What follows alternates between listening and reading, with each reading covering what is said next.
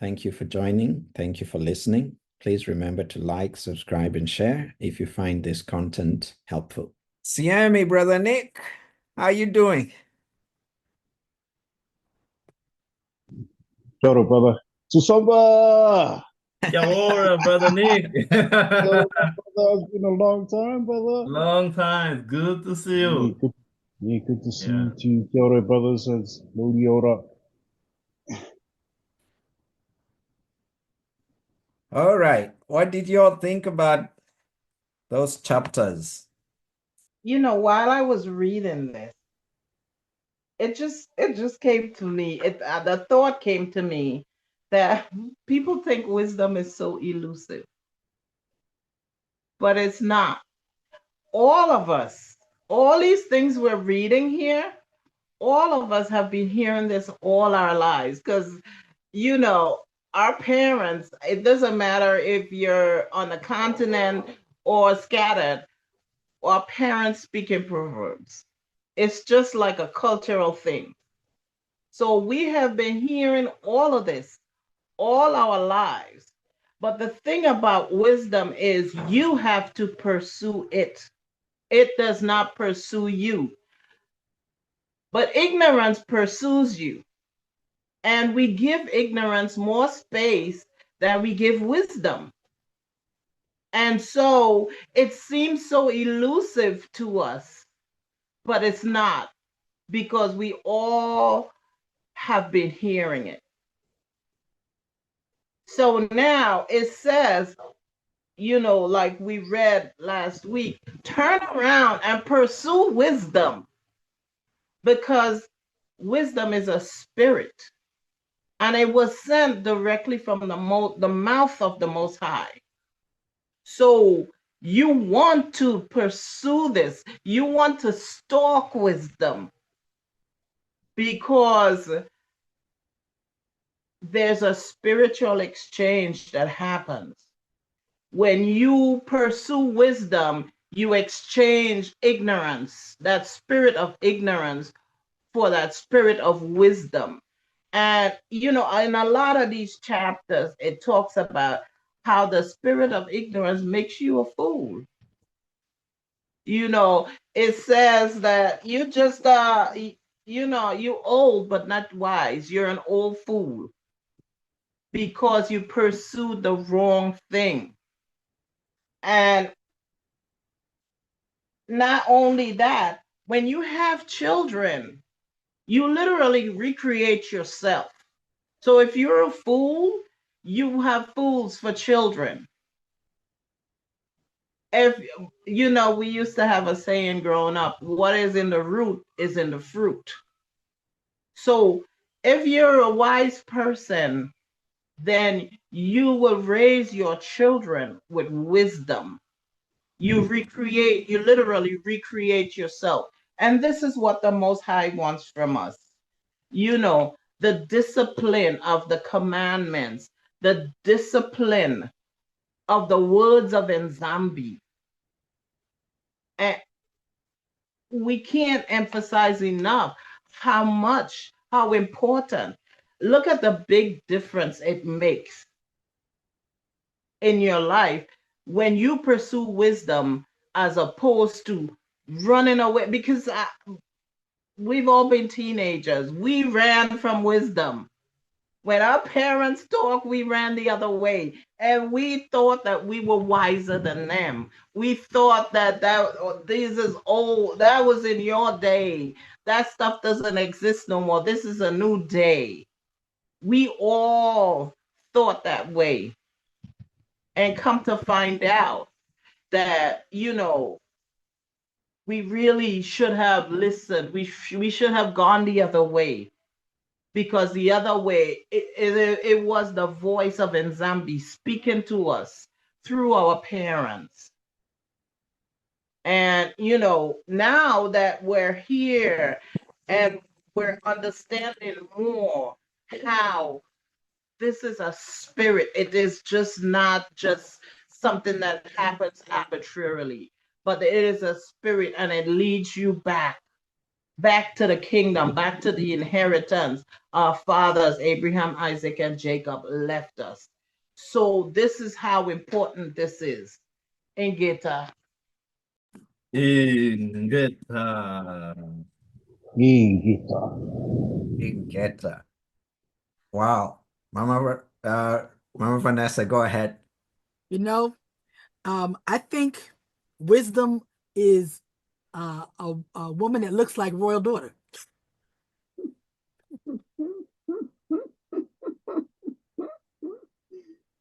She look exactly like royal daughter. You know, it is something to be said for wisdom and having it. And even one of the things that you were reading when it says that a man should not look at a woman just for her beauty. And unfortunately in this culture, and it's not just this culture in America, it is the culture of a world, to look at women as objects, things. She's beautiful, she's this, she's that, but her soul can be just as messed up, and people don't understand. There is a difference between body, soul, and spirit. Spirit is totally different than soul. At my aunt's funeral, or before that, my father's had his church anniversary, and they had my aunt Sheila get up, and she preached about your soul. And I was kind of disappointed because I'm like, Aunt Sheila, you really don't know what soul is. You're talking about soul as soul is spirit, and it's not. Soul has to do with your emotions, your intellect, and your will. That is what soul is. Spirit deals with your intuition, your connection with Tatanzambi. And it is important that we have that connection, because this is why Popes thinks that they can be hooked up and connected to Tatanzambi. Just because you have that position. And they think that's wisdom. That is not wisdom. That is not wisdom. Wisdom is this thing that I have prayed for since I was a little girl. The first time I ever read the scripture about Solomon asking for wisdom, that was my first prayer to Tatanzambi when I was a little girl. Father, that you would give me wisdom. I want wisdom above gold, above looking good, above all those different things. I want your wisdom, because in this wisdom, there is life. This is where you get to live your best life, because you are not just making decisions in your flesh to say, oh, well, I want to marry that beautiful girl over there or whatever. And then to find out she can't cook, she can't clean, she can't sew. She don't know how to encourage you, because you don't know how to encourage yourself. She don't know how to laugh at your very, very corny jokes. She don't know how to do none of that. And this is what is unfortunately not taught to us. And that our parents, African parents, they say everything to you in a parable or in a proverb. It's going to be said to you, because we ain't got time to raise a whole lot of words. Son, sit down. I want to talk to you. We ain't got time for that. We don't even say boy. We say boy. Boy, come over here. And let me put something on a year. You're not going to be cracking your teeth like that there to me. I your mama. So you're going to be careful how you step to your mama. If you want to live to see tomorrow, you're going to be careful, because I come over there and I'll box your ears. That's how our parents talk to us, because yes, as slaves, they didn't have a whole lot of time to give it to you. So they gave it to you in a proverb or in a wisdom that you could absorb. It was even said, we were learning, me and Ray were learning about how they would take peas, black-eyed peas, and they would throw them in the yard. And I would wonder why. And it was to tell other slaves or other people on the plantation, there are people watching us. And that's why they would throw the black-eyed peas in, just so that you could see, okay, I need to be careful because folks are watching us. That was wisdom. There was wisdom. I mean, a black-eyed pea, come on, y'all. A little pea with a little eye in it, but a big meaning. To let you know, baby, you need to be careful when you step out here, because Massa could be somewhere, or there could be somebody else, or Esau over there that's waiting to trip you up. And wisdom is that roadmap that gets us to the destination that we really want to be in. If you really want to be close to Tata Nzambi, you want wisdom. Wisdom is it's the everything. It's the thing that keeps us solid. It is the thing that orders our steps. She is the veil that when you carefully lift, she'll show you everything. She'll show you everything that you need to know. Ingeta. Oh, Ingeta. Thank you so much, Vanessa. Oh my goodness. I never heard about that black-eyed pea, but I can tell you that one's gonna stick. That is so good. Brother Tusamba, go ahead. Luvuvamu. Yala. Yalla!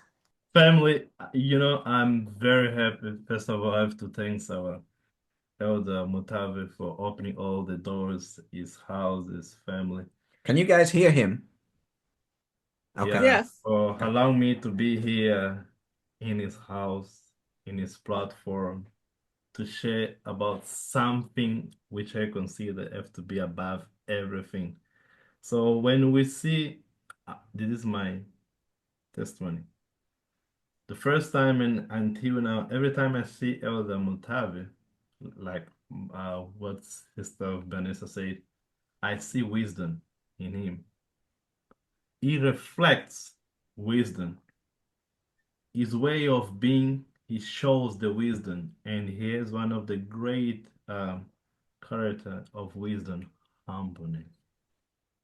Who is wise, who is wisdom, is humble. So I want to also base in the same book, the chapter that caught my attention, Elder, because we are in the morning. Yeah. Is chapter 24, verse 32. I will yet bring instruction to light as morning. I will make these things clear from far away. So for me, wisdom gives us this truly instruction, guidance, understanding. It makes everything that even it is far, like the world doesn't understand, by Nzambe's wisdom, he make it very easy for us to understand, for us to break down everything. So if you ask me, how can we have wisdom? For me, family wisdom is to always submit ourselves to Tata Nzambe's law, to be under that divine protection. I was asking Elder if I can use another scripture, and Sister Vanessa was talking a lot about the wisdom, like they are given to us a way of Proverbs. Yeah, so in the book of Proverbs, chapter 1, verse 7 says, Proverbs chapter 1, verse 7, to have knowledge, you must first have reverence to the Lord. Submit yourself to Tata Nzambe, and you shall get that wisdom. And look what it says again. Stupid people have no respect for wisdom and refuse to learn. Isolele was never stupid. Pay attention to what your father and your mother tells you, my child. Just to go with what Sister Vanessa was saying as well. You see how the Mutab, while I was hearing about wisdom, something also came to me. I think was Mama Royal who said, how do we know that we have been given wisdom from generation to a generation? In Africa, in our Isolele, as wisdom is being shared to generation via proverbs and parables. Yes. Let's go back in the history when Isaiah Congo was here, was teaching with Parables. It is to make us understand, family, he belongs to us. Yep. He learned our own way to share things. So I heard the Mutab also mention about wisdom, families, and friends. Proverbs also states this very well in one of the book. Mhm. For us that we believe in Zambian Pungu Tulendo, will always be impossible for us to build a strong family without wisdom. Mhm. Proverbs chapter 24, again, verse 3 says, home are built on foundation of wisdom. Are you copying me, family? Mhm. Homes are built on foundation of wisdom and understanding. Where there is knowledge, the rooms are furnished with valuable and beautiful things. So let us indeed pursue wisdom every day, family. Thank you, Matondo Masaka Ingeta. Ingeta, Yes, sir. Ingeta. You know, I Yes. really respect my brother Tusamba here. I mean, by the way, English is his fourth language, I think, Yeah, because he's a native Kikongo, Congo, Portuguese, and then English. then English, you know, and for him to express concepts in a language that is so alien to him takes a lot of deliberate effort, you know. So thank you, Brother Tusamba, for sharing that. Welcome, Brother Asaph. We see you. I hope you are okay. Good to see you here. And somebody is joined as iPhone 12 Banks. Is that Sister Sandra, I think? I think it's Sister Yes. Sandra. Welcome, Yes. sister. How you doing? All is well. Thank you. Hello, All right. family. All right. Kimbo. Kimbo. Mama Emma, go ahead. Oh, praises to Samini. Oh, yes, this is awesome. And yeah, it took me back to first grade. uh, and as Royal was saying, we've all heard these parables and proverbs spoken by our elders. And for me, it was my great grandmother and great aunts and stuff. But because I came in connection with them, not in my that I can remember my foundational years, like say from birth to school age. So when like I said, it took me back to first grade. When I first went to school, my great grandmother had already prepared us to read and to write, so I knew all those things. But what reminded me of this is some of those parables and proverbs I didn't understand, but I just observed and obeyed. I know I'll share the one about observing how my grandmother would tell my younger aunts and uncles not to do something, especially on quote unquote on Sunday, and or when she had to go away and leave us at home with the older siblings. And sure enough, especially on Sunday, if they did something that she told them not to do, they inevitably something would happen. One instance was she told them not to play baseball. Okay, well, we didn't have traditional bats and balls. We had sticks and rocks. And so they decided they were going to play baseball with sticks and rocks. And the younger uncle was the pitcher, and no, the older one was the pitcher, and the young one was the hitter. Well, he hit the rock, and it went right into his tooth and broke it off. And so when they came home, that same stick was used to whop you know what. And so I just observed from that. But anyway, the whole point that I'm trying to make is when you start to kind of ignore those parables and those proverbs, school, formal education. In formal education, the first thing I learned in the first grade was to pledge allegiance to the flag.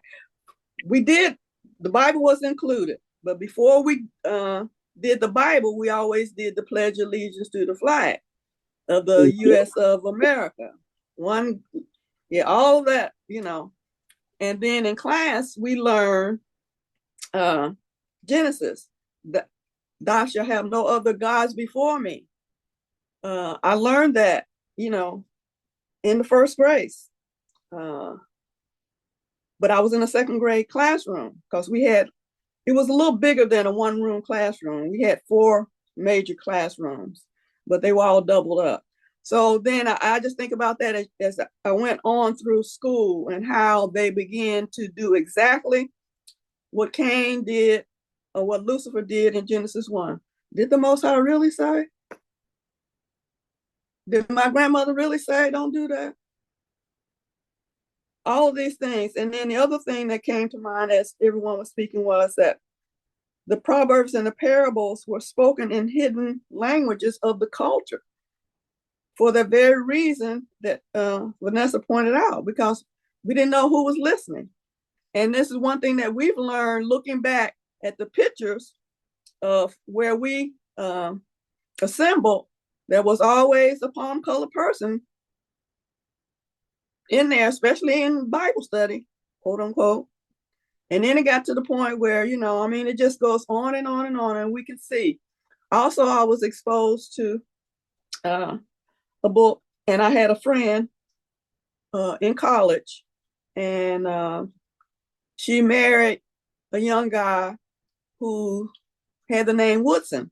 As a matter of fact, I think Woodson was his great grandfather. Okay. But even in that, I never knew his connection with the Woodson, the elder, forefather who wrote the book, The Miseducation of the Negro. Just all these things of the quote unquote higher education that we were deceived into believing that we were getting higher education for wisdom. Get a good job, get a good education, get a good job, so that you can have the necessities of life. That Natovi mentioned in one of the readings, what's the 3 things that's necessary. But the higher education didn't necessarily provide us with those things in a wise way, because they weren't given to us for that purpose. So anyway, this is it's awesome. But it's just been turned around though. We just seeing that, the Most High is waking up that wisdom that he gave us because he made us in his image and his likeness.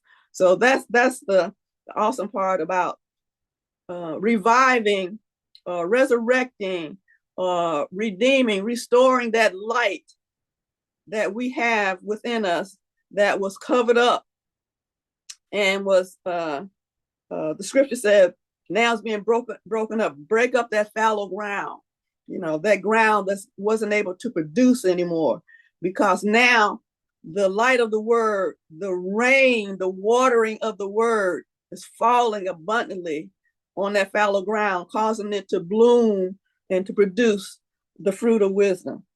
Oh, praise the Most High. This is, yes. Thank you, ladies.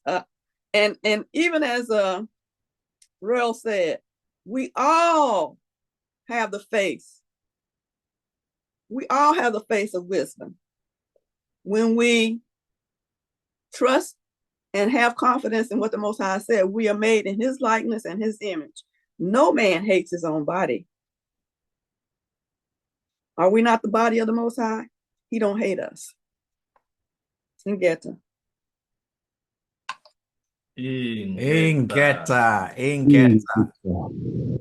I'm gonna step away just briefly, but carry on, Brother Tusambo will moderate in my absence. Mama Royal daughter, go ahead.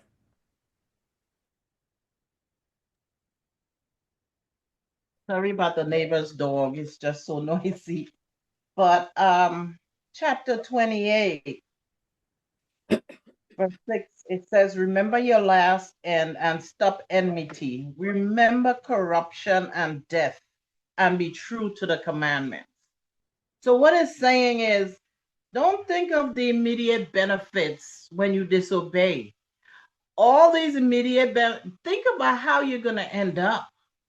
And he said, remember corruption and death and be true to the commandments. Because as Banan Zambi don't die. We go to sleep. We go to rest. But he's saying, if you don't remember the commandments, if you don't obey the commandments, first of all, you will not be called Banan Zambi. Second of all, you will die permanently and be corrupted. You know, remember that corruption. Keep your mind on that. That's what's important. Don't think of all the things that can happen when you break the law and it's a temporary fix. Think of how you're going to end up. And he says, remember the commandments and don't be angry with your neighbor. Remember the covenant of the highest and overlook ignorance. You know, even as Thursday night in the prayer, we were talking about covenant, the covenants of the highest. When you think about, you know, the covenants and the benefits that we have had, that even we're experiencing now because of those ancient covenants, we're awake today because of a covenant that happened thousands of years ago. And it said it, that you are a royal priesthood and he will bring you out of darkness into his marvelous light. That's what we call the awakening. And it was because of our old ancient covenant that, you know, people forgot, but the Most High did not forget. And so he's saying all these covenants that were made, it wasn't for Abraham. Abraham made these covenants, but it wasn't for him because he was a wealthy man. He was the richest, he was a king. He had land, he had money, he had servants, he had everything. And the Most High blessed him with many children, like the sands of the sea, he said to him.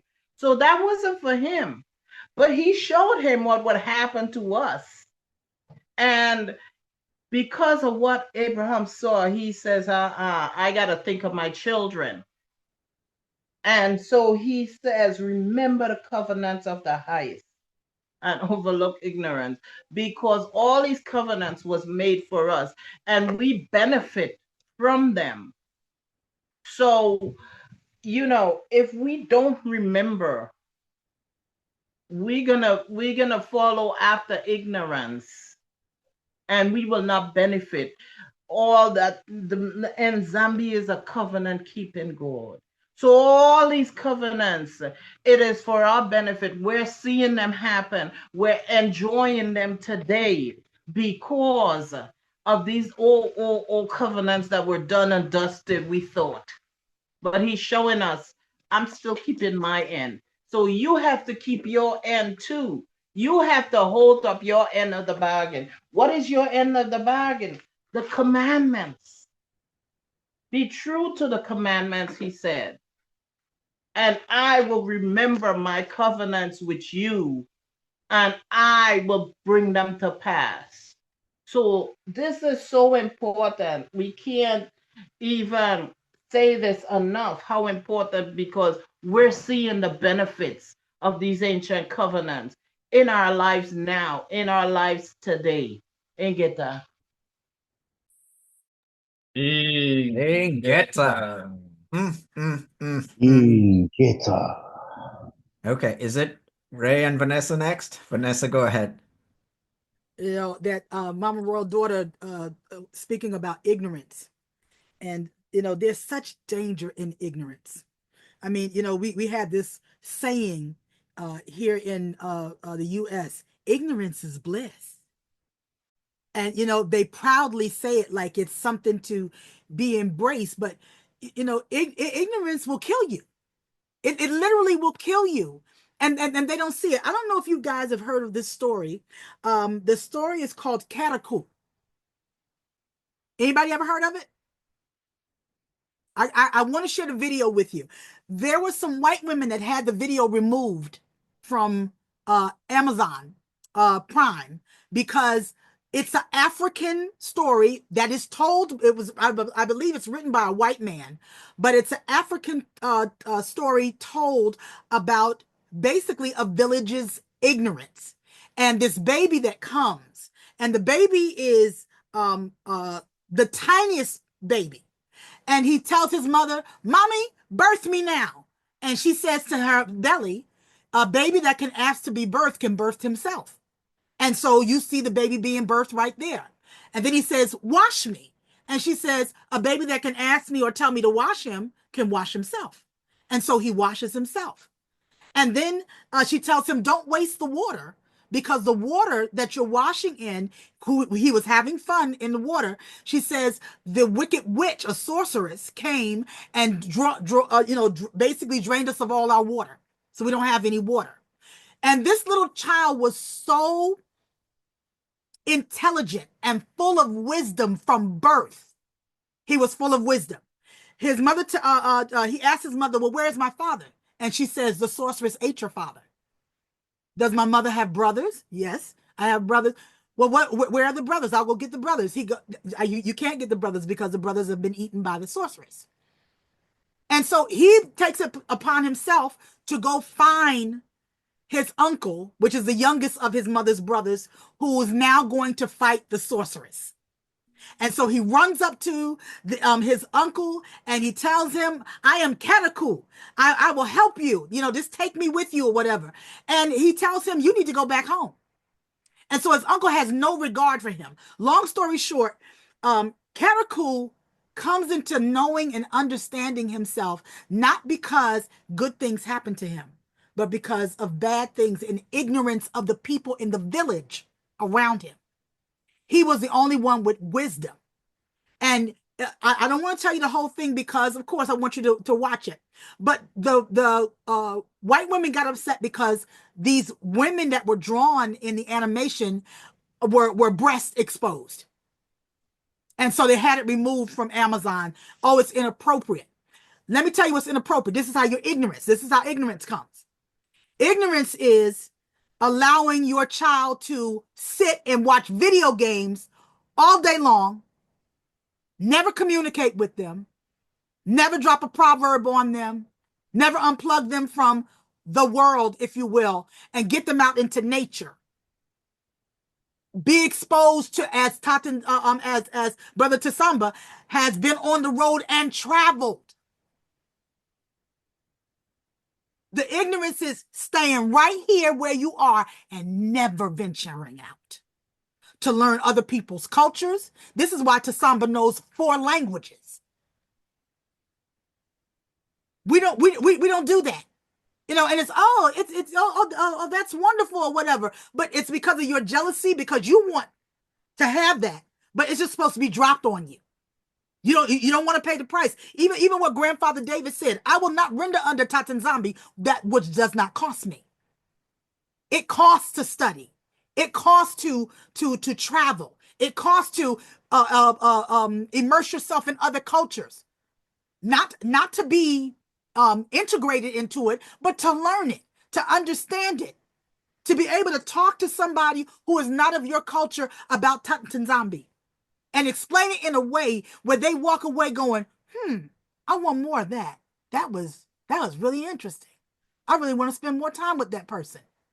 But ignorance will keep you. Ignorance also with the I'm embarrassed. I'm a man of knowledge and I didn't know that. And you're not willing to say, I went to college. I got my bachelor's degree. I got my master's and I didn't know this. You lose nothing, absolutely nothing, by admitting I didn't know that. But here we make it as if a man is less than because he didn't know it. Where's the wisdom in that? This is the thing I don't understand about us in many cultures, is where we play this game of I'm educated. And so I know everything. And that absolves me from whatever. And I'm like, you're walking around in your ignorance is bliss.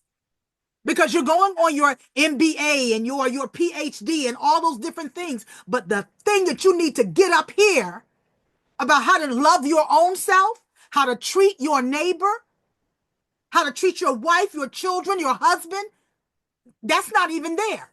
So what's the education for, actually? This is when we really need wisdom. And to me, wisdom trumps education.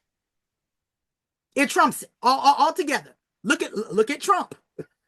I don't know how he got there, but there he is, saying the most ignorant things. And he's got people following right behind him. And people who call themselves people of God.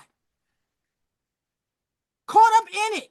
But you're following a fool. This is a fool.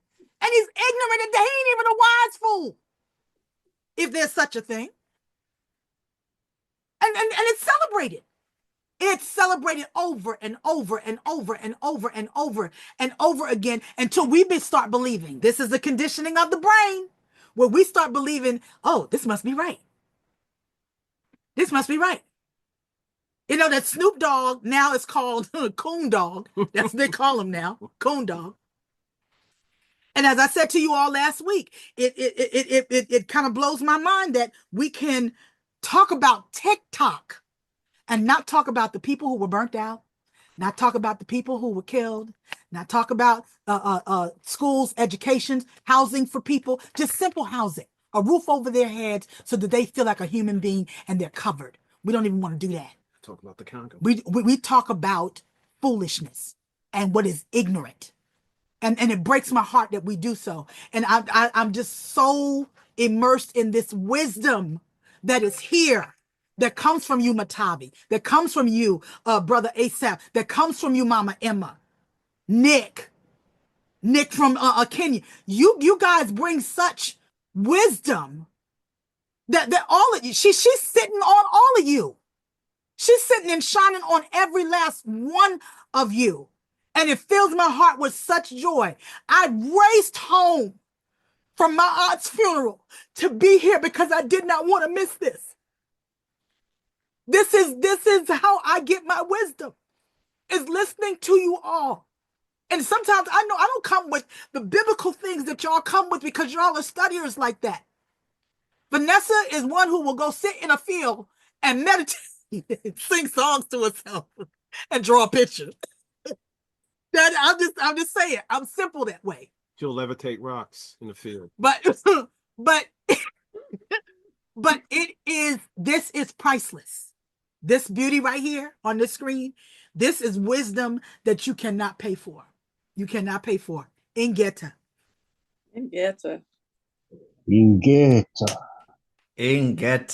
Welcome, Brother Nick from Kenya. Good to see you. Wow, this is good. This is just glorious. That is the right word I think I would use. Mama Emma, is it the old hand or is it a new hand? I want to New hand. Okay. Just a quick Go ahead. Quick reply to Vanessa. It's like, yes, all praises to the Most High. I receive that, and you come here to, we all come here to have that wisdom that's in us uncovered. It's being uncovered. You have it. I mean, you just said it. You'll go out into a field. I was like, into nature. That sounds just like what our father Abram did. He looked up at the stars. He's like, okay, what's with all these wooden idols? You know, what's with this education about what the people saying with these idols? It's like, okay, no, let's go get a download, a true download. Let's go ground. Let's go, just let the energy flow from above to me. So that's what it sounds like to me. But yeah, that's awesome.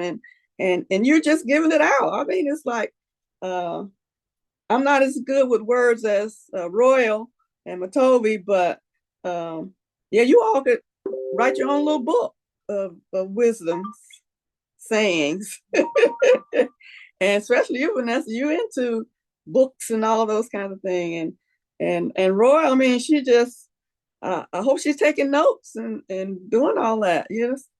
And then we got Aesop, who's always trying to hide, but Yeah.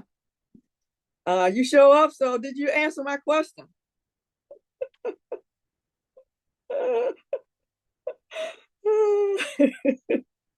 Did you get that email? Oh, wow. I love I this. replied back. I replied back. I got back at you. I'm going to help you with your technology game a little bit too. Okay. All right. All right. I love this. I love this. Go ahead, Mama Emma. Finish. Oh, yeah, I was finished. Our praises to the Most High. Yeah, I just found another little tidbit about Aesop's name. Well, not his name, what he calls himself, which is, yeah, his name. Well, yeah, it's him. And I don't Okay. know why he chose that, and he didn't. The Most High gave it to him. The All Book of right. Aesop. Yeah. Nah, my daddy. That's my name. Yeah. That's daddy. Okay. Cool. Cool. All right. So, before I forget some items that I've picked up in this conversation, first of all, on the issue of inheriting proverbs or inheriting wisdom through proverbs that's been passed down through generations. I think you'll remember when I was doing the presentation, the part that I read that said the Most High chose, I'm paraphrasing here, but he chose that wisdom is the one who was speaking. It was the first chapter, 23 or 24. Wisdom was praising her soul. And she said that the Most High chose that she would dwell in Jacob's tent. You all remember that? Yes. So, and remember, wisdom comes from the mouth of the Most High. Now, Mama daughter said something in passing, but it's very significant.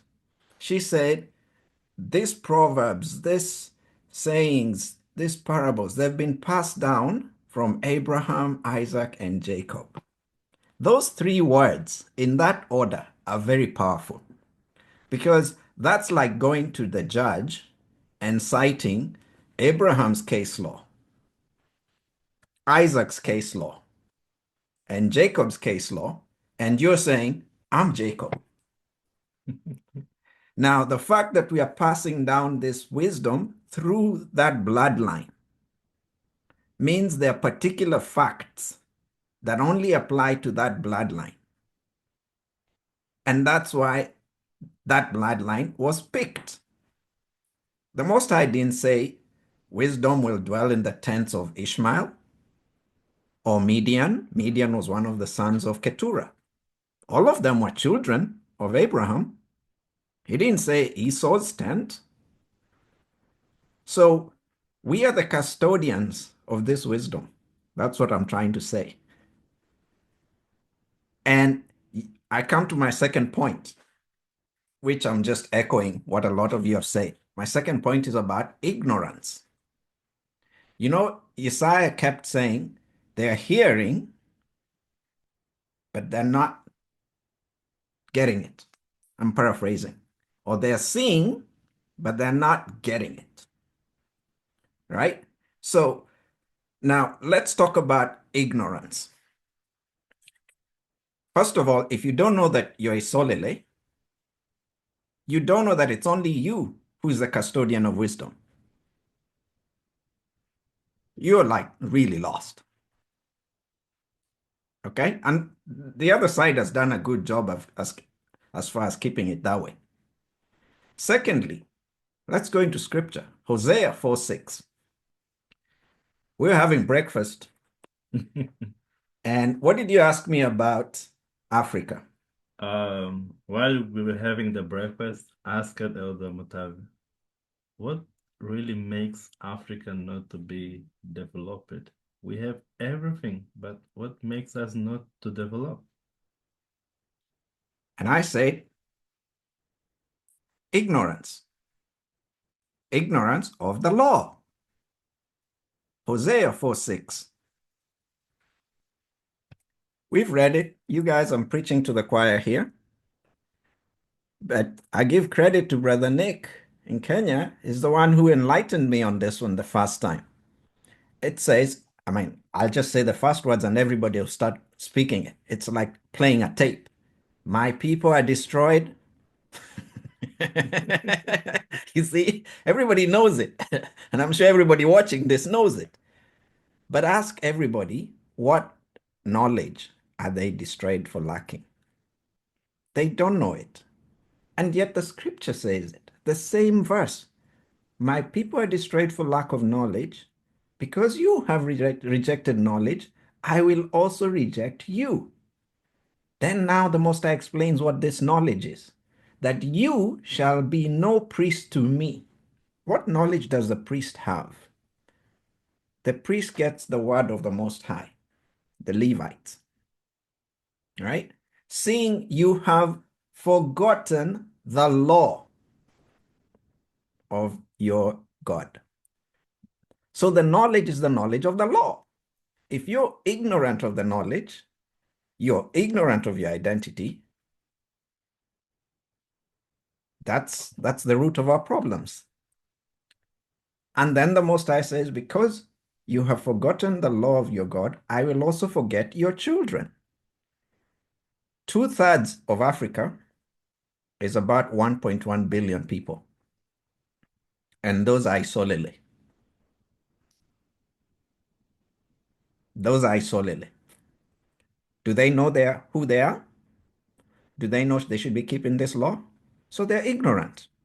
So what will happen if you're ignorant of the law? The Most High keeps his word, right? What did he say in Deuteronomy 28? We talked about that again. We all know Deuteronomy 28. If you keep these commandments, I will bless you. If you don't, I'll curse you. So if Isolele keeps these commandments, we will be made higher than all nations. That's one of the verses there. That's what the Most High will have to do. But because we've not been keeping them out of ignorance or arrogance or whatever, we are where we are. I'm just doing simple math. Maybe I'm wrong. Maybe somebody can enlighten me, but I think that's where we've been perishing. But thank goodness that won't happen anymore. All right. Let me throw in another very, very interesting concept here. I've heard about,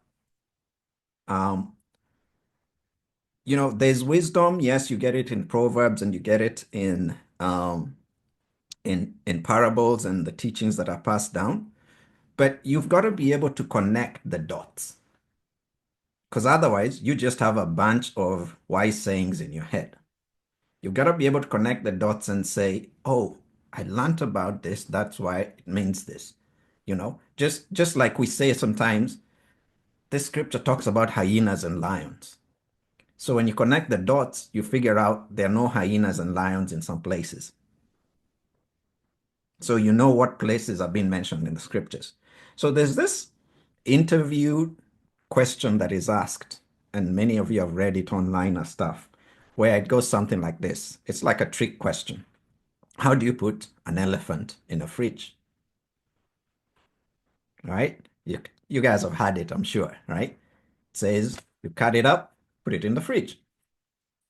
Okay? Then it says, how do you put a giraffe in a fridge? And the answer is, take out the elephant, cut up the giraffe, put it in the fridge. Right? So you see, the actions of the giraffe are dependent on the elephant being taken out. You're connecting the dots. And then it goes on further and says that the lion, the king of the jungle, called a meeting for all the animals. And as the animals were going to the meeting, they came across a river. This is an actual interview question that is asked in, big corporations. As they went to the meeting, they came across a river that is typically full of crocodiles. How would they get across? And the answer is they just swim, because the crocodiles are typically in the water, but because they've been called to the meeting, they've gone. So you're connecting the dots.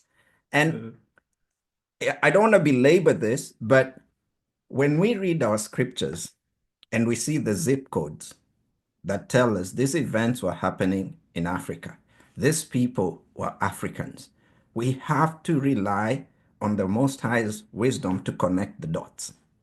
So if the Most High stops you and asks you, why are you reading about ostriches? You got to connect the dots that ostriches are only found natively in Africa. If a description is the Most High has woolly hair, ask yourself, who has woolly hair? Where was this event going on? You know, I'm going to go again to Brother Tusamba. We've been having lovely conversations.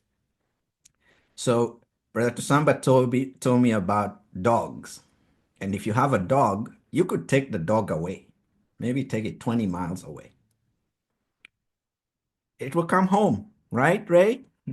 I'm reading your lips. It will come home.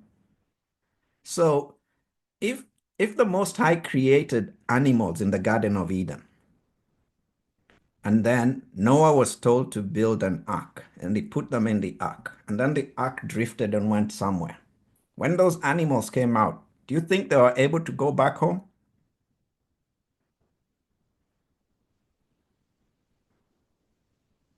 Does that explain why we have animals in East Africa and South Africa?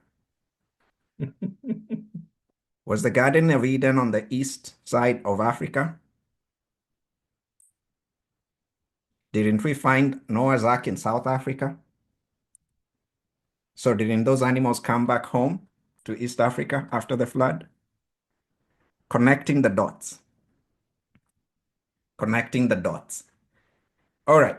One more thing before I labor on this too much. And this one is really important. In chapter 25, I read about that wisdom enjoys three things.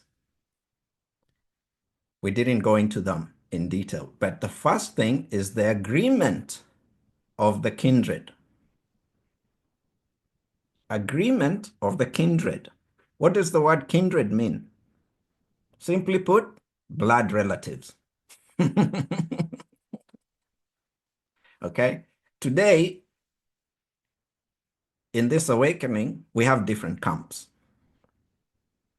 There are camps that believe this and others that believe that. But all these camps are kindred. Let us seek the areas where we are in agreement and join hands on those areas rather than dwelling on areas where we're in disagreement or where one party is ignorant. Nobody knows everything. I like that Mama Royal Daughter says that all the time. That's how the Most High has planned it.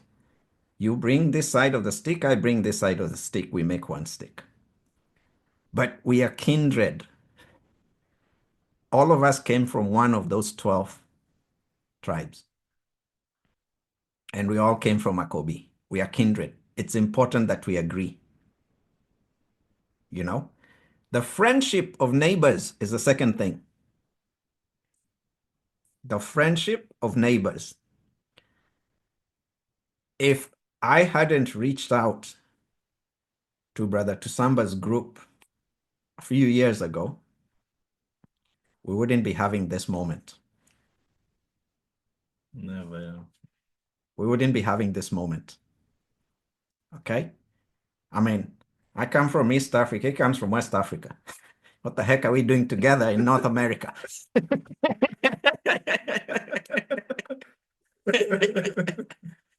You know? The third thing is that the Most High, that the spirit of the wisdom likes is a woman and her husband. Note, it didn't say something else. I won't get into what something else is, but it says a woman and her husband who walk together in agreement. Okay? In this awakening, I'm going to be real. You will have moments where even with your spouse, you will disagree. It's not walk in the park on some of these topics. Your spouse whom you love or who loves you, or even your family members will look at you and be like laying hands on you, calling a prayer meeting on you, on the same stuff that you read in the Bible. Okay? So have the wisdom to find the things that you're in agreement on and walk in agreement on those things. The things you're not in agreement on, pray about it. Let the Most High bring you into agreement on those things in His time. In His time, you know. Okay. After that, it talked about the soul of wisdom hates three sorts of people. You can read about those. You can read about those later on. I think I've said enough of my piece now. Okay. Ingeta. Ingeta. Big Hey, guitar. Geta. All right. Mama Royal daughter and Brother Asaph. Okay, Brother Asaph, go first. Sorry. Mama Royal daughter. Go ahead, Brother Asaph. That was a little meal right there, bro. That was, man. You kind of got me stuck right now, man. It's like so much I want to respond to what you said, but I'm not going to be able to. Hmm. All right, let me get my thoughts together. One thing you said that was interesting. I can't, man, now I lost it. See, I didn't, dang, that was too much. You overloaded me. That's crazy. All right. Um, all right, so let me just go to what I got. I know this one. Um, something that was just interesting. No, I do got it. Where you were talking about where will wisdom, where will wisdom rest? Right? Okay. All right. So that was interesting. It was just something in what is this, 24 that complemented that statement. So if you go from verse 2 to 6, it's kind of interesting because it kind of gives this it's almost like a creation story of wisdom, right? Um, Man, how far can I go with this? Okay, so so it's like a creation story, and it's talking about all this work that wisdom does and everything, and all and how significant wisdom is. And then when we get to 7, with all these I sought rest. So now we see a samba happen right here, right? But now remembering, and it's speaking in first person, right? With all these I sought rest. In whose inheritance should I lodge? So where should I go and chill? So it's a very interesting thing. And it leaves a question mark. And of course, you answered that question mark, right? But the way it's written is something that, it has to be in our bloodline to be able to hear or to be able to understand that lodging, which is an interesting thing because spirit speaking in first person is a actual, man, the spirit realm. I just came to this conclusion this week. It's complicated. Like I keep trying to find ways to explain some of this stuff. It can get complicated, but at a certain point. But to see all these things that wisdom is attached to and applied to, and then I don't know, the kind of bridge would still, first day. Wow, I just noticed something else. How many verses is that? One, two, three, four, five. I didn't know if there was a number thing there. I don't know. Anyway, with the days of creation and then rest, and then saying taking rest in us, and for that to be in our bloodline and everything, that's an interesting way that spirit can be passed on. It's just it's and then I can't think of the scripture. I have trouble pulling up scriptures in my head, but just how precious blood is. I mean, that's that physical thing that again is kind of a bridge to the spiritual realm. It's another liquid. It's another liquid. We're dealing with water again. It's another liquid that carries information that carries this wisdom that was established that was put into place and then said, all right, well, here's the river that I'm gonna rest in. It's mind-boggling to me. I hope I'm making some kind of sense, because it's really mind-boggling to me to try to really think of how that actually works. That's so amazing. You know, you're literally talking about the creation of things and applying something that's not material and not physical, but it applies to everything physical and makes it what it is. It's like it's hard. I don't know how to make sense of this. It's pretty tricky, right? But anyway, I thought that that was interesting to go along with your point of where shall I lodge and where wisdom rests. And everything else you said, bruh, again, I'm still trying to eat that up. That was solid. Um, anyway, and y'all get it. In get. Thank you, Brother Asaph. Thank you. Yes, sir. Thank you. In Mama get it. daughter. Mama daughter, go ahead. And get that. You know, there are two things that stuck out to me, and Sister Vanessa kind of touched on it. It says in chapter 34, verse 9, a well-instructed man knows many things. He who has much experience will declare understanding. He who has no experience knows few things, but he who has traveled increases cleverness. I have seen many things in my travel. My understanding is more than my words. And she touched on it. And that's so important. You know, I always tell people who ask me, what would I say to people who want to get married? And I would say, travel first. Because traveling opens up your mind in a way you can't describe it. You know, before I moved back home to take care of my dad. For those of you who don't know, I moved back home to take care of my dad. And I used to travel. My daughter's grown and married. So all I did was work and travel. I'd be gone for a whole month, swapping off time. I'd be gone for a whole month. I've traveled all over the world. And I travel because the experience I get from traveling, you understand people, you understand cultures in a whole different way. And there is this spirit that comes upon you and gives you a certain kind of understanding that you will never get if you don't get up and get out.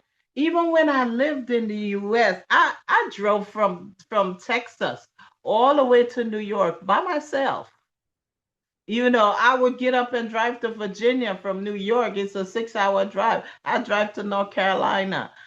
I would just travel because my daughter's grown. So, you know, before I left and came here, I came here because I couldn't find anybody to take care of my dad the way I wanted to. So, but before that, I was working and just traveling. And it gives you a certain kind of understanding. I advise young people, before you settle down, before you get married, travel. Because the way you deal with people, the way you understand people will be so different. And that's something that you can't get but from the hand of the Most High. And that's the second thing that stuck with me during this whole thing. I want to refer to Deuteronomy 28, verse 68. And it says, sorry, let me get my bearing. Okay. It says, and the Lord shall bring thee into Egypt again by ships, by way whereof I spake unto thee. Thou shalt see it no more again. And there ye shall be sold unto your enemies for bondmen and bondwoman, and no man shall buy you. And that's the part that stuck with me. I was reading this chapter 33 from verse 25 on, where it talks about further a stick and burdens for a donkey. Bread, discipline, and work are for a servant. Set your slave to work, and you will find rest.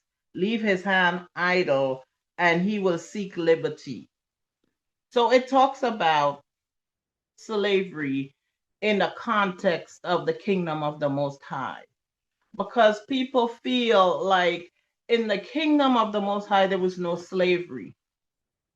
Absolutely not true. There was slavery.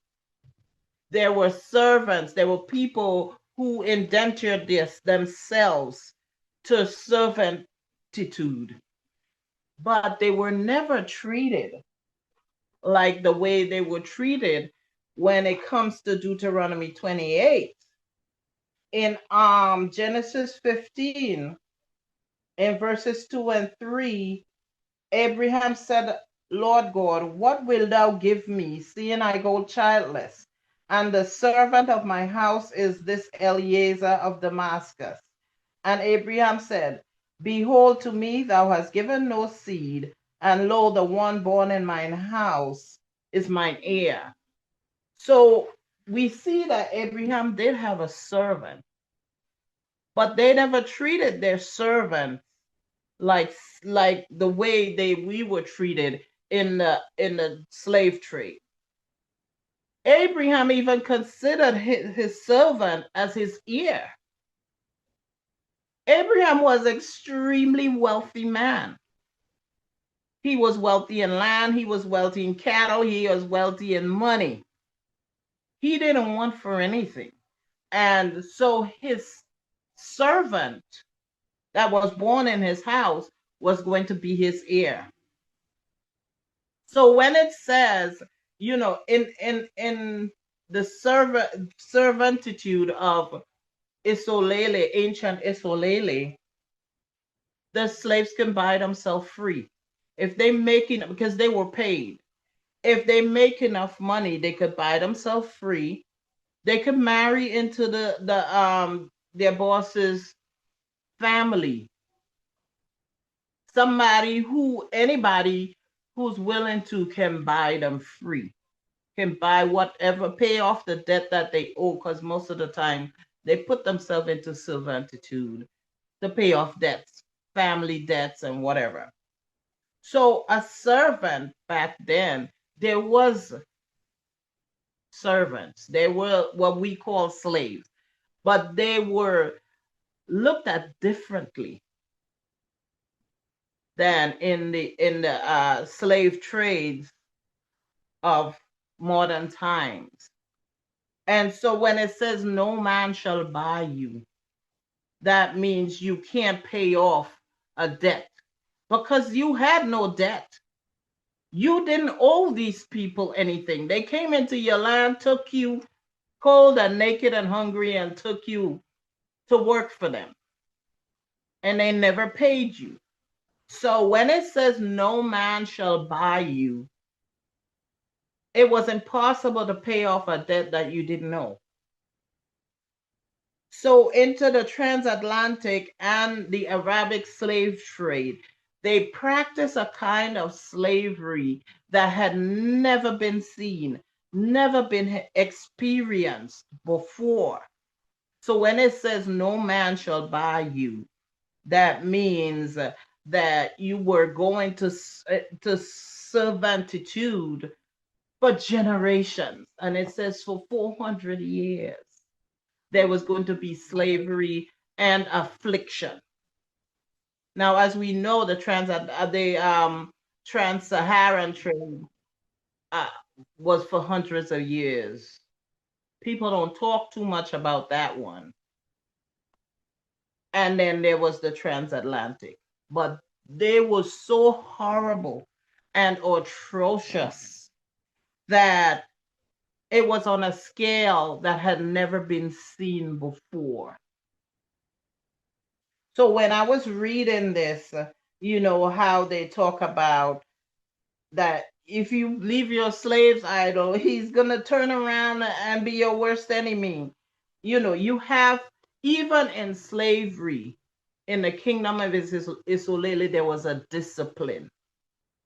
It talks about discipline in your children, discipline in your slaves, discipline in every aspect of your life. And that's the earmark of the kingdom of the Most High.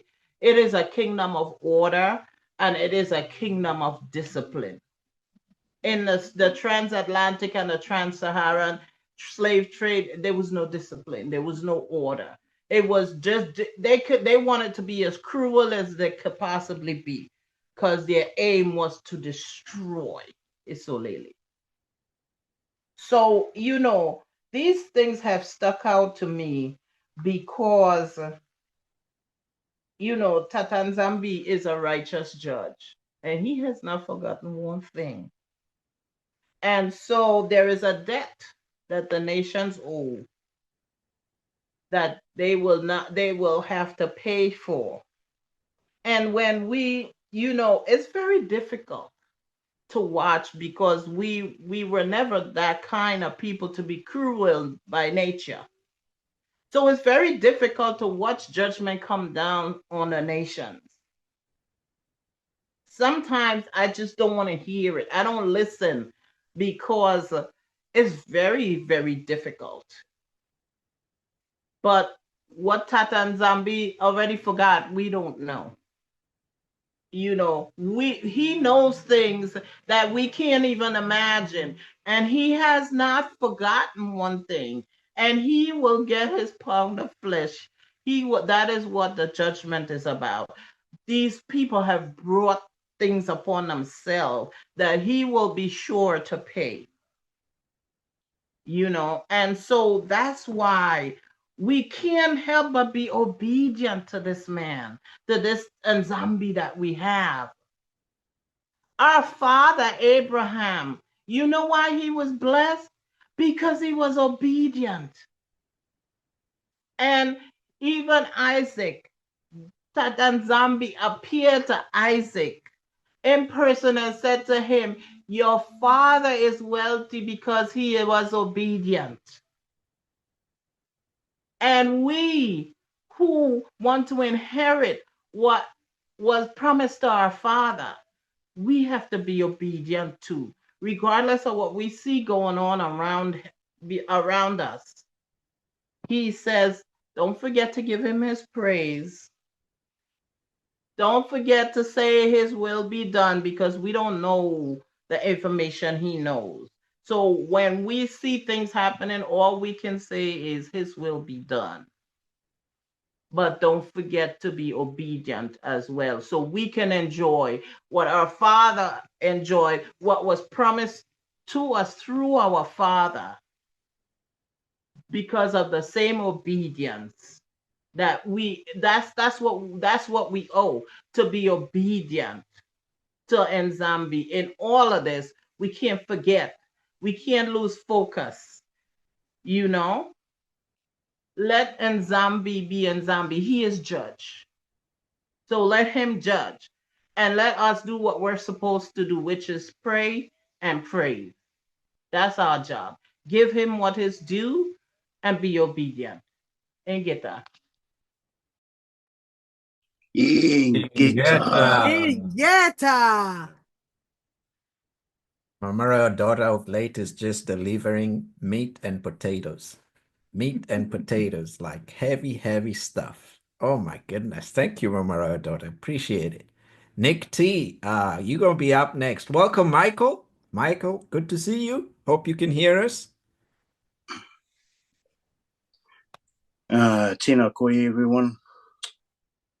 I think the Most High has blessed everyone here for the session of wisdom.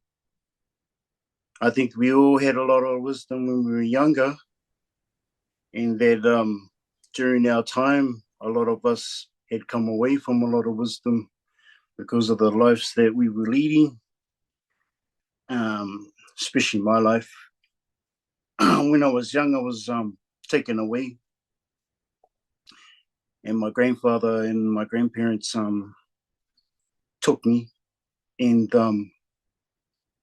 it was through my grandparents and my elders and many other elders that I learned a lot about wisdom, and a lot of that could be interpreted into family life, discipline.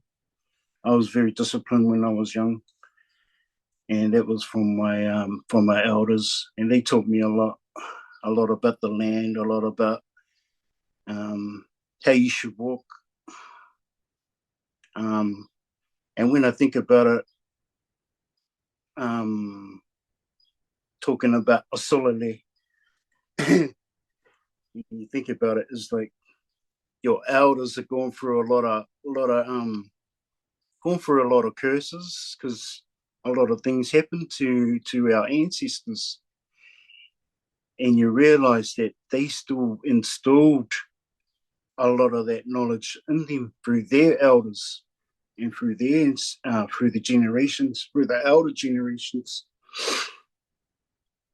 So the thing that I really love about the elder generation is the family, and how they always tried to keep their families together. How our grandmothers and our grandfathers, they would be married for like forever, and they would always try and give the wisdom back to the younger generation while you were growing up with them. So you walk with them all around, travel with them all around, and they would say like certain things to you that you needed to hear, so that when you grow up, you'll be able to install that into your own family. So it's like they're walking in the law. They're walking in the law themselves. So that makes me think that the law and the commandments have already been installed in us. We just needed to, how you would say, we just needed to bring them out. And it's through wisdom is how we bring it up. And for my lifetime, I realized now that even though I had been walking in wisdom when I was younger, through discipline and knowledge and that, I just realized that the reason a lot of our own people from Usolele and all in like a lot of indigenous cultures, the reason why we're all in the lowest of the low is because they taught us to hate ourselves.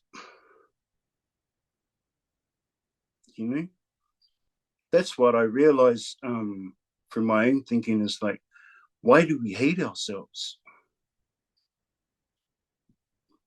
It's because they've given us that sense of insecurities of who we are, saying that you're not this and you're not that. And the way they've treated our ancestors, it's because they didn't want us to know about what we know now. They've been trying to keep us away from the law through entertainment, through music, through politics, just through a lot of things that are going on in the world, even at this moment of time and beforehand. And that's where the ignorance is coming from,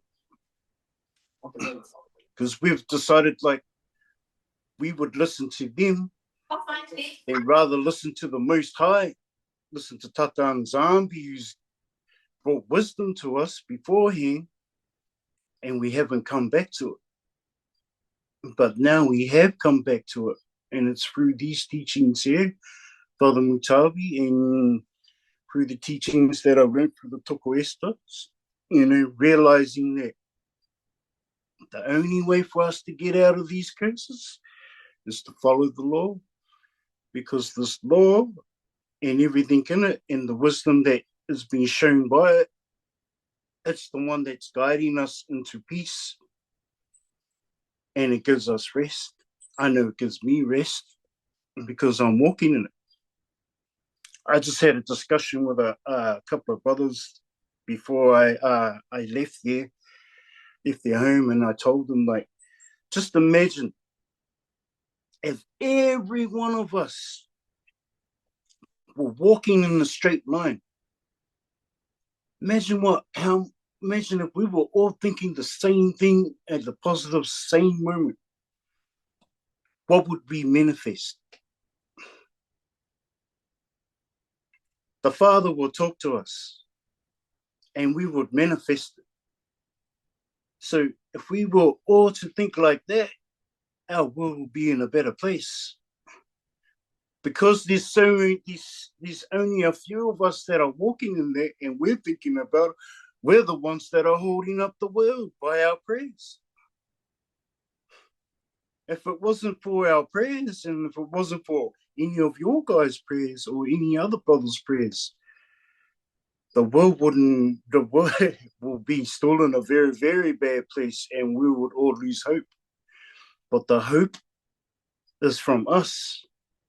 The hope is in our words. The hope is in our prayers. The hope is in Tata Nzambi, who's given us the wisdom.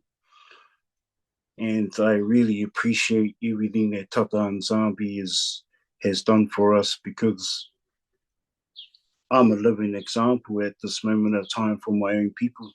So I'd just like to thank everyone in Gita. Ingeta. Ingeta. Man, Brother Nick, you know, I still owe you watching a rugby game together, man. I haven't traveled to that part of the world yet.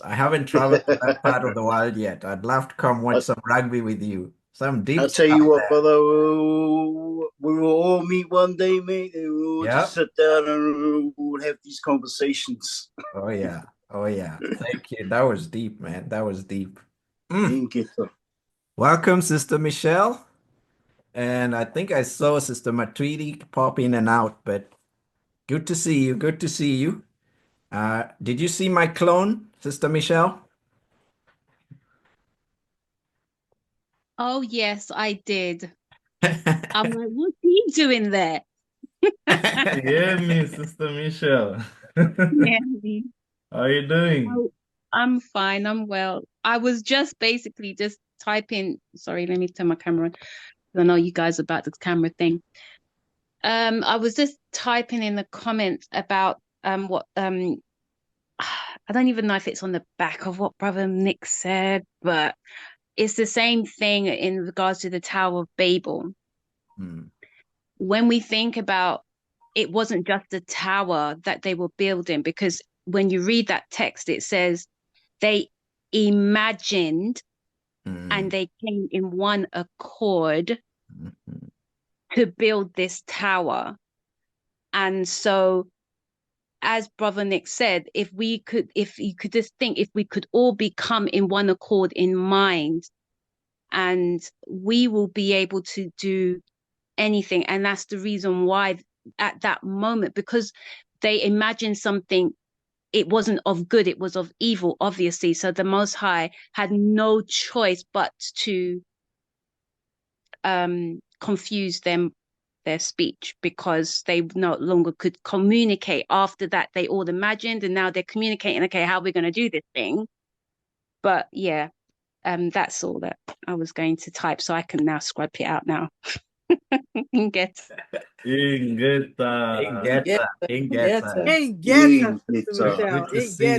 Good to see you, and thank you for that. Okay. We're about to get to halftime. So real quick, Mama Emma, and then Ray and Vanessa. And then we go to halftime. Oh my goodness. Yes. Ooh. This is so good. The first thing somebody was talking about, and I thought about the ark. And in the little bit of study that I've done, like I really got into it way back and followed it all the way to Turkey and the man who found the parts and and all of that. But then today, again, like I said, as the wisdom is returning and we stop imagining vain things, it's like the Most High, even when we talk about salvation, we always talk about the ark of salvation.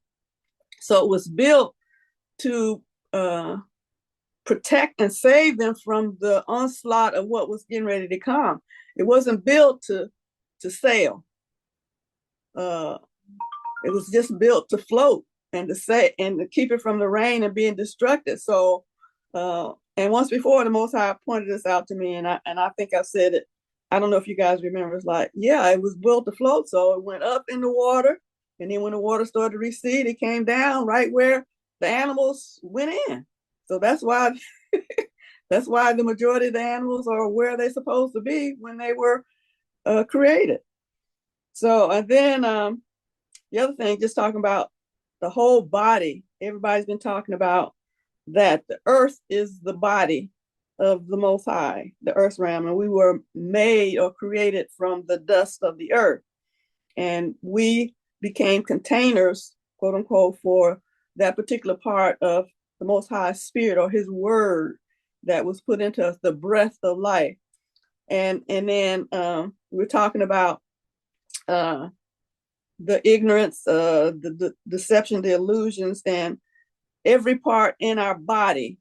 And, you know, they studied it, and some people say that the 9 series beings have more cells than the other beings. But then the other thought that came to my mind is you always talking about that. And I was thinking about this, the body and the magnificence of our physical bodies and the cells and all the individual things that each cell has to do to keep the body walking around and living, quote unquote. And it's the same thing with the earth. What the Most High did in the earth realm, He put everything there for the earth to remain. He says it's going to remain. It didn't say anything about He created it to be destroyed. In the same way with the body. And so in our bodies, we have different cells. I know somebody was talking about something, and I thought about T cells.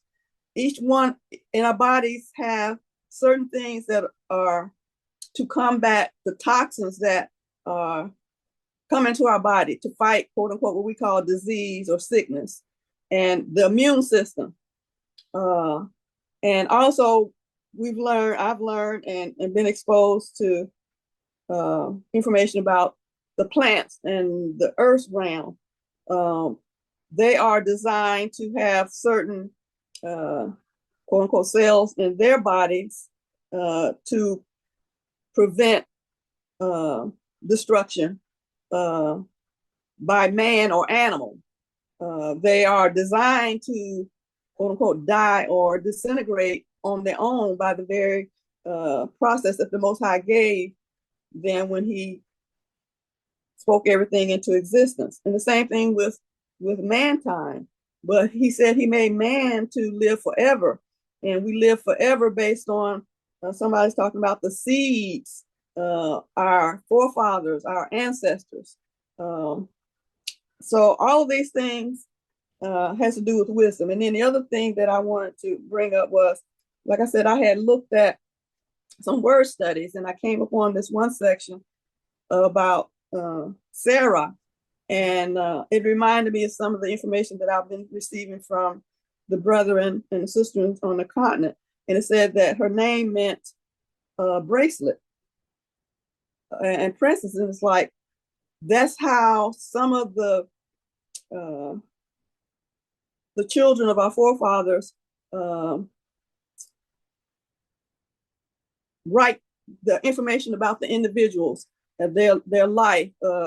And I know we've seen them. We see my first encounter with that concept of beads and bracelets and colors and patterns was, of course, here in America through, quote unquote, what we call Indians. But I also see that pattern now on the continent. And then I remember as a child that I also saw that. So that's why it was easier for me to make the connections to our brethren on the continent, and to not get into the debate about, and Matovi brought it up, that there were our people here before Columbus. And so you got this debate, and even in the debate, they don't take time to use the wisdom and explain that, why they keep saying, you know, I'm not from Africa. Well, explain why you're not from Africa. You just can't say, you know, your people was found in Louisiana and now they in Milwaukee or whatever. You know, there's more to it than that. So anyway, again, the Most High uncovering the wisdom that He's given each one of us individually.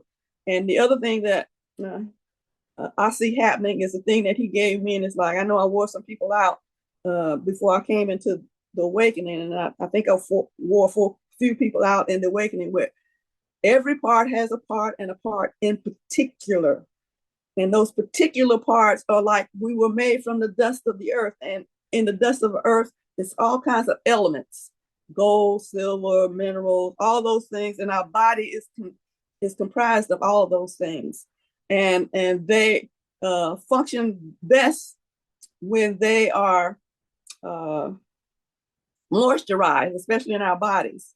So all of these things is like all of this wisdom that the Most High has given each one of us. And someone just said it, Brother Nick, he was saying, once we're doing that, we all coming into this oneness, and we're saying the same thing, And what's going to happen? In the book of Revelation, it tells us what's going to happen. It says, when we speak the same thing, the enemy of our soul, of our mind, will, and emotion will be destroyed by the words from his mouth. Whose mouth? The sons of the Creator, the manifestations of the sons. The whole earth waits for the revelation, the revealing of the sons of the Most High. And along with that, the other sons are being revealed as well. And we also, the other scripture that comes to mind says, the only way we will be involved in the destruction is our eyes will see. We will only see the destruction of the wicked with our eyes. Once we, as Roy keeps saying, once we obey the laws, you can't not disobey the law. And the law is, the Most High created us in His image and His likeness. He's given us authority in the earth realm. We don't have to ask anybody back for our authority. We just walk in that authority. And we're starting to do that. As Matovi just said earlier, you see my clone right here?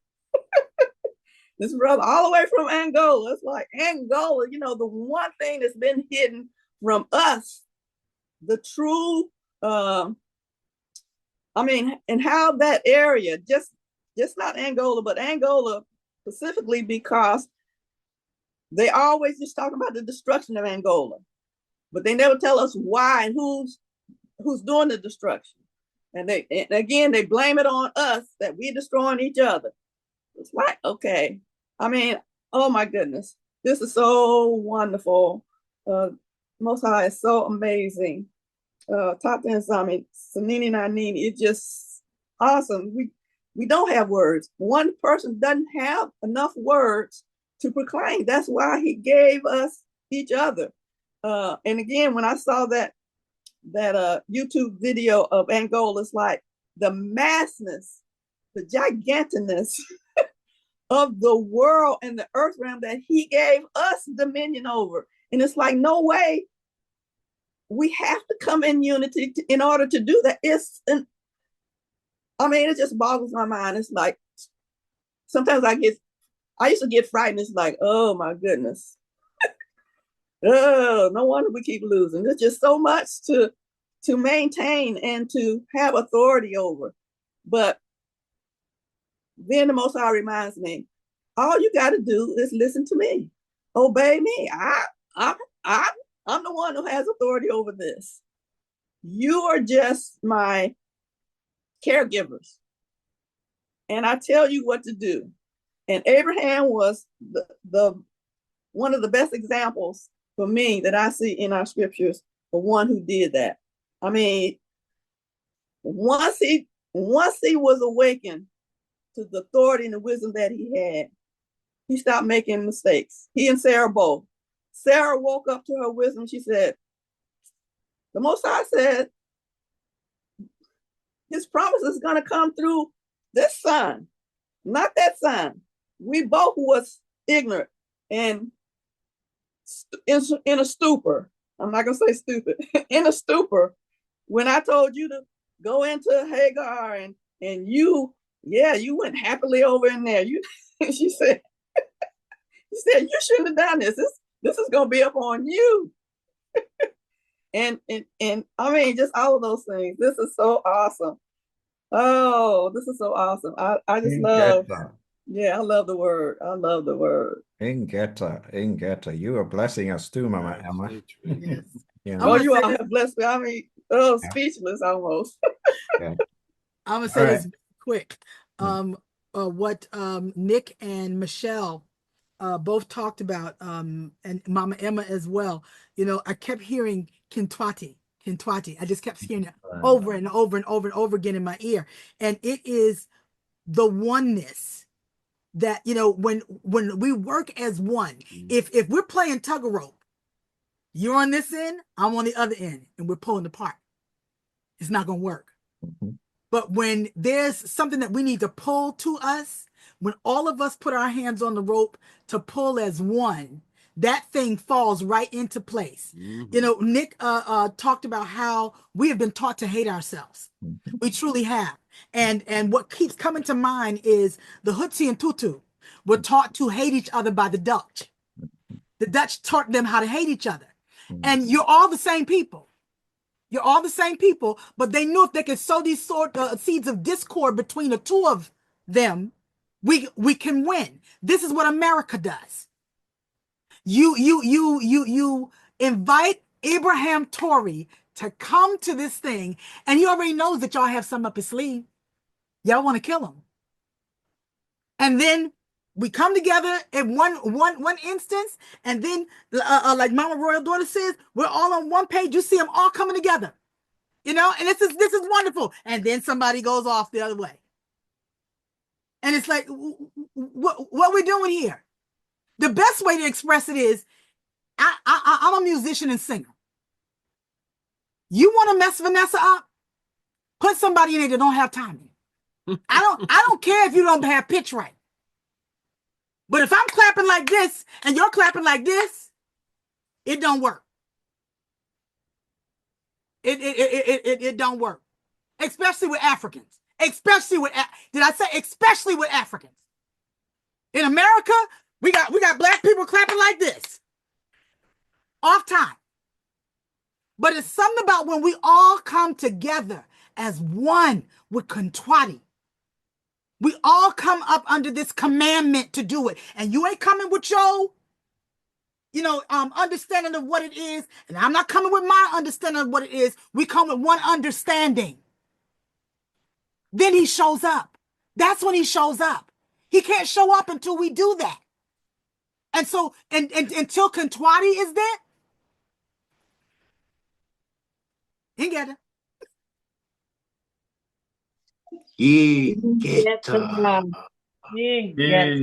All right. Okay. Oh my, that was lovely. Oh my, I'm not even gonna expound, but I love the analogy you gave of pulling on a rope, because that explains it perfectly. Even in our local languages, that the translation of Kintwadi, it has that aspect of everybody's hand gotta be on the rope. And nobody put your hand there. You put it in yourself. All right, Mama Royal Daughter, go ahead and close us out after you're done in prayer, please.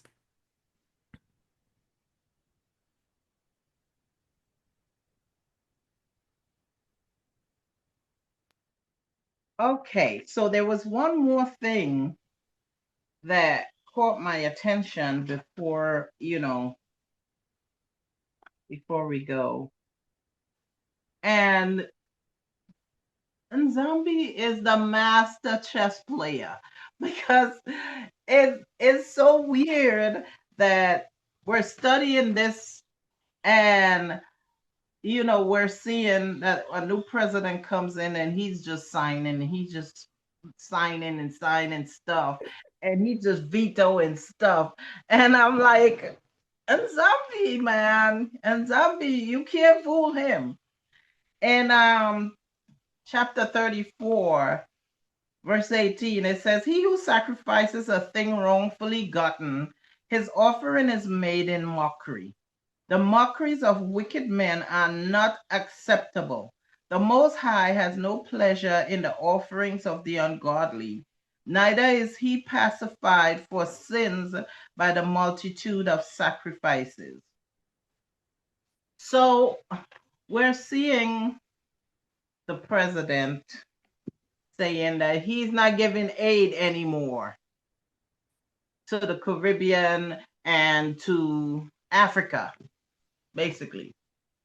And it's so funny because if you steal 100% of something from me and you give me back 1%, that's not aid. That's just trying to make yourself look good in front of the world. So you're giving me with the right hand, and your other hand is behind my back stealing all my resources. So it's ill-gotten gain. And you want to look to the world like we're giving aid. We just giving aid to everybody. Everybody's dipping in our pot. Now we can't do that no more. When you and I both know that it's a lie. But guess who you can't fool? It says, he who sacrifices a thing wrongfully gotten, his offering is made in mockery. The mockery of wicked men are not acceptable. So you can fool the world and say, yeah, we've been giving them aid. We've been helping out these third world countries and whatever.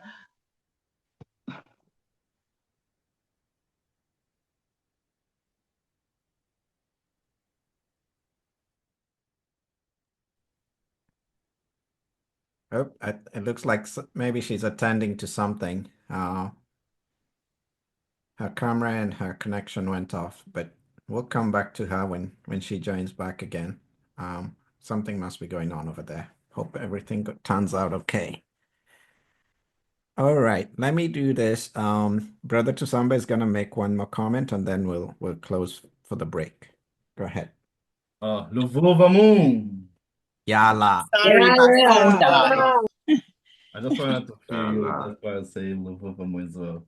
Matondo Masaka, Elder Mutav. Family, I have one point here that was brought a lot, and I also wanted to give a point on that, especially to law.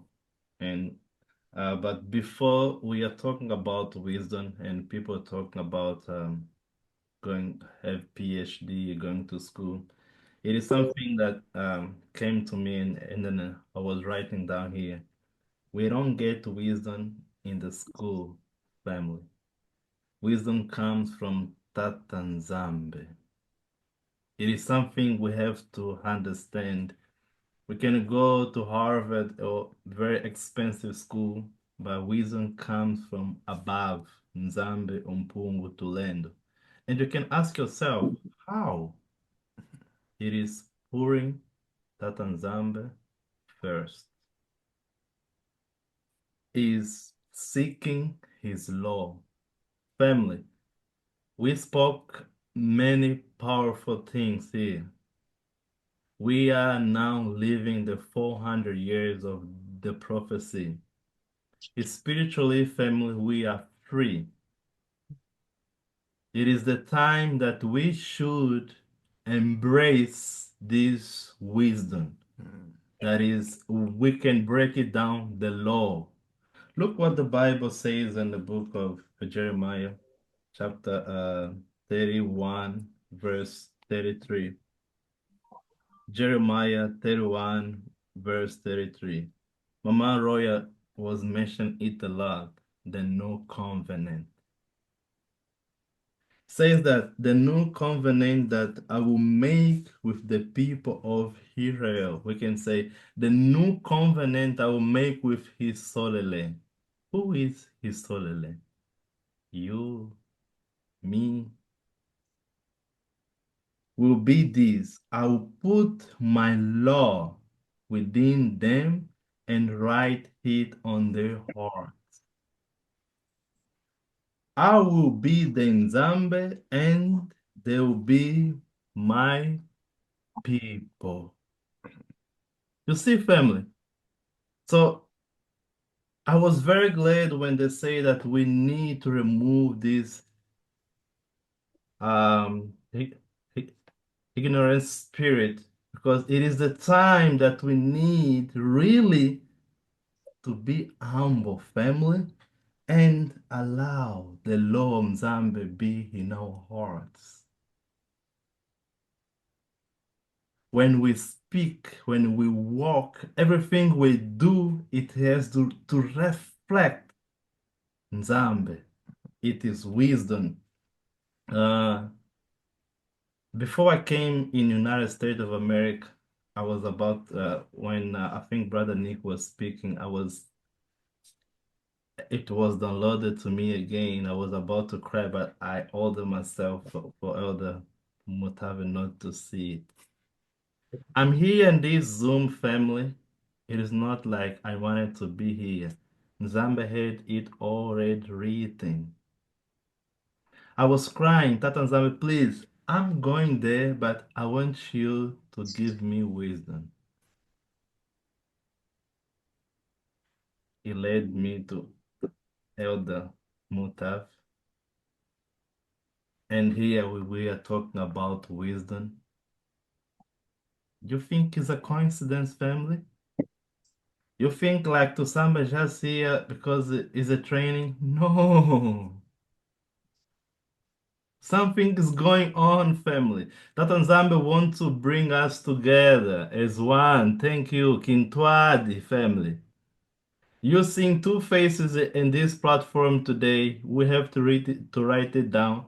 It is really Nzambe is bringing us together as one people. We gotta embrace this family. 400 years is gone, a new generation, and now we are starting over. Let's really do it the way Nzambe wants us to do it. And last, wisdom gives you challenges, hard decision to make. Whenever you pray for wisdom, family, you gotta be ready that Nzambe not gonna give you straight. It will bring problem. One of them, it was for us to leave Christianity and to come to this new way. But Nzambe will always be and help us to make the right decision. Tondo Masaka Elder, Matondo Masaka family, Ingeta. Ingita. Ingeta. Mama Ray, daughter, please finish up. I know you got disconnected there. Just finish up, and then yeah, and then we'll take a break and do what we normally do. Yes, I was saying that, they could fool the world and let the world think, oh, we're helping everybody, we're giving aid to them. But you can't fool Nzambi. And Nzambi knows the game. He knows the trick. He's seen it all, and he knows what the enemy meant for evil, and Nzambi will turn it around for our good. Because first of all, the African countries were already refusing their aid. So they didn't want to look bad. They just say, well, you know what? We're not giving you aid. These people didn't want your aid anyway. And Nzambi said to his people, you think you are poor, but you are rich. And Nzambi said to his people that after that, you will come out with much gain. So they know what time it is. They know, first of all, that they don't even have it. They've been stealing it, but now they have so many disasters happening in their own land that they can't afford to give anyway. But Zambia is turning that around, because if you say you can't help me, then you force me to go. Africa has the richest soil in the world. Why can't they plant their own food? Why can't you're cutting off the people that you really need? And when you do cut off the people that you need their resources to survive, what's going to happen? So all of these things we're seeing, people are crying like it's the end of the world. It's really moves of Nzambi. And Zambi's bringing Africa to the place where we will depend on ourselves and we don't need your help. And he's going to sign himself into a corner. That's what he's going to do. And then when he's done, he can't come out of it. That's and I'm saying, wow, it's so amazing that this is what's happening in real life, and this is what we're reading in this book that contains so much wisdom. And Zambi knows everything. You can't fool him. Ingeta. Thank you for joining. Thank you for listening. Please remember to like, subscribe, and share if you find this content helpful.